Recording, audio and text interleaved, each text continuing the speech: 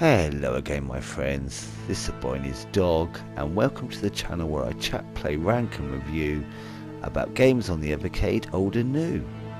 In today's episode we continue our deeper dive of the 4th Piko interactive collection with Street Racer. I had this on my SNES many moons ago, so it'll be interesting to see if it's as fun as I remember. Let's get stuck in.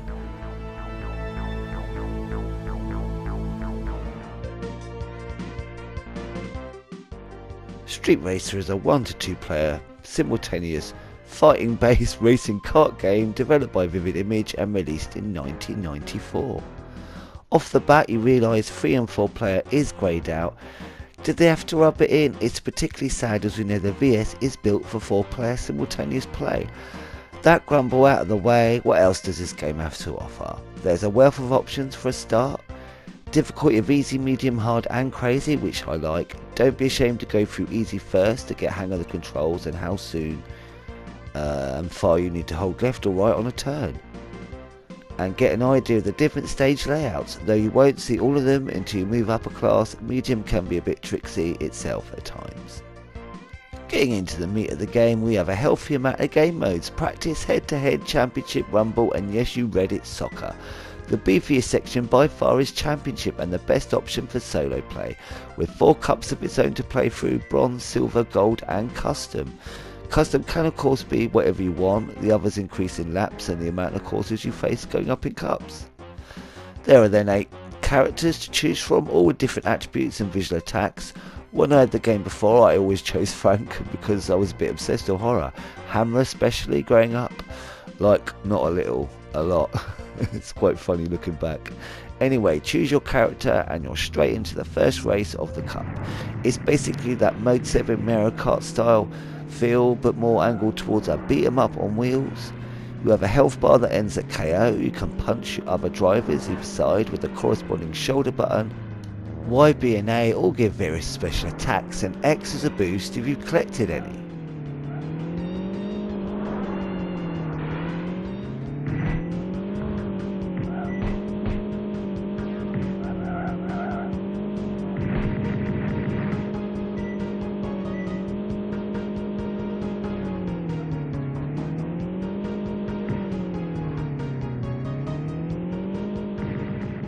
What's quite groovy about the game is the point system. You gain bonus points etc for certain attacks: fastest lap, lapping opponents, collecting a star, and with these added up, sometimes without even getting first you come out on top at the end of the race. So keep that in mind, and trying for both is a good option. Of course, keep getting low ranking, may not get to first place at the end of the cup though, but it does allow leeway, which is nice, and a bit of flexibility in how you want to play, which is also nice.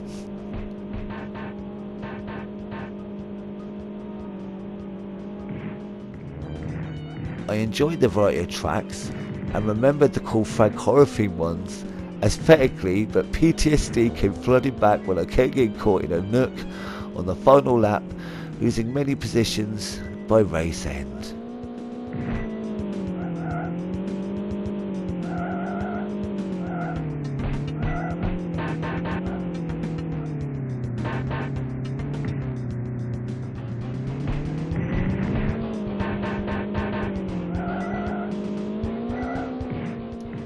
Outside of Championship, the other modes are much more 2-player leaning. There's head-to-head and rumble mode, where you have to be the last one standing, or at least the longer you last as others fall off the edges to the doom, and being the final few the better your score, which in single player at least can drag a bit, especially in easy rumble where the walls take a time to destroy and you seem to be circling each other for ages. An interesting idea, but I found it a bit frustrating.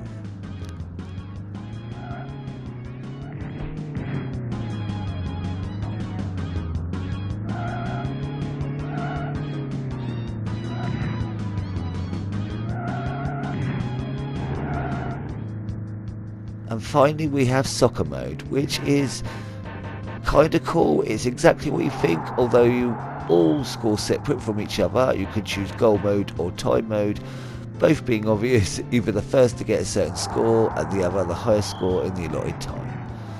Both modes are more shallow than Championship, but as fun additions you can't moan. The soccer one is definitely a novelty mode, but I think it's Championship where you'll spend most of your time, with 4 difficulties and 4 cups and 8 drivers to experiment with. Through, to be fair, a lot feel similar, but they are fun enough due to the different design and attack animations.